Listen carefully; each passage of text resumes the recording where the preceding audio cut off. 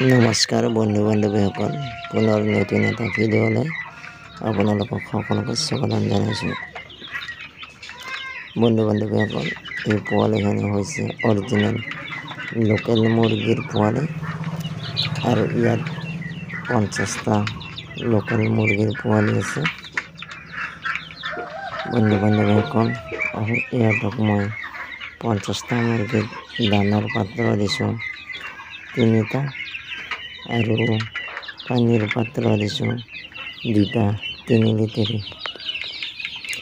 আৰু মই ইহঁতক প্ৰথম অৱস্থাত 10-12 দিনলৈকে মই ক্ৰিয়েষ্টেটাৰ দানাটো খুৱাইছিলোঁ আৰু তাৰে পিছত মই এতিয়া ক্ৰিয়েষ্টেটাৰ দানাটো ব্যৱহাৰ কৰি আছোঁ।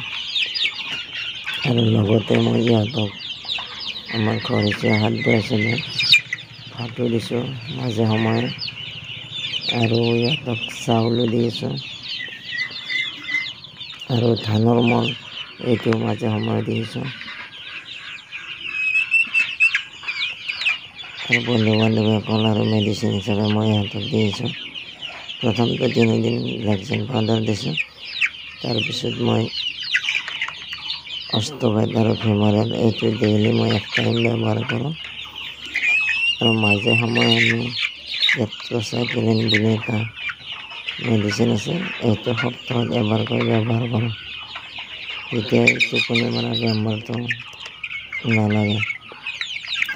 আৰু মই ইহঁতক পানীৰ লগত সপ্তাহত এদিনকৈ নিমখ মিহলাই দি আছোঁ, তেতিয়া ফুটি বেমাৰটো নালাগে।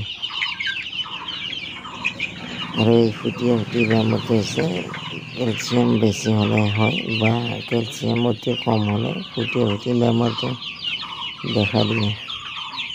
আৰু বন্ধু বান্ধৱীসকল, এতিয়ালৈকে মোৰ দানা গৈছে বৰ্তমান 40 কিলো প্ৰায়। আৰু ইহঁতৰ বয়স হৈছে আজি 40 দিন। আৰু ইহঁতৰ ওজন হৈছে 300 গ্ৰাম আৰু 400 গ্ৰাম। বন্ধু বান্ধৱীসকল, এইবাৰ 40 দিন বয়সত ইহঁতৰ ওজনটো অলপ ভালে দেখা গৈছে, কাৰণ মই দানাটো অলপ ভাল আৰু ইহঁতক সকলো ধৰণৰ ঘৰচীয়া খাদ্য দি আছোঁ। 2টা অলপ সৰু আছে, সেইটো তাৰমানে পোৱালিটো সৰুৱে আছে, সেইকাৰণে বাঢ়িব পৰা নাই। আৰু বাকীকেইটা একদম সুন্দৰ গ্ৰেড হৈছে। 300 গ্ৰামৰ পোৱালি হৈছে আৰু 400 গ্ৰামৰ আছে। 2টা হয়তো 450 গ্ৰাম হ'ব পাৰে। বন্ধু বান্ধৱীসকল, ইহঁতক মই বিক্ৰী কৰিম আৰু 20 দিন বা 25 দিন বয়সত, যেতিয়া ইহঁতৰ ওজন 600 পৰা 700 গ্ৰাম হ'ব, তেতিয়া মই পোৱালিবোৰ বিক্ৰী কৰি দিম। বন্ধুসকল, 40 দিন বয়সত ইহঁতৰ ওজন কেনেকুৱা হৈছে আৰু ভাল হৈছে নে বেয়া হৈছে আপোনালোকে কমেণ্ট কৰি জনাব। আৰু যিসকল বন্ধুৱে বা বান্ধৱীয়ে মোৰ এই ভিডিঅ'বোৰ নতুনকৈ চাইছে, তেওঁলোকক অনুৰোধ কৰিছোঁ যাতে মোৰ চেনেলটো ছাবস্ক্ৰাইব কৰে আৰু ভিডিঅ'টো শ্বেয়াৰ কৰি দিয়ে।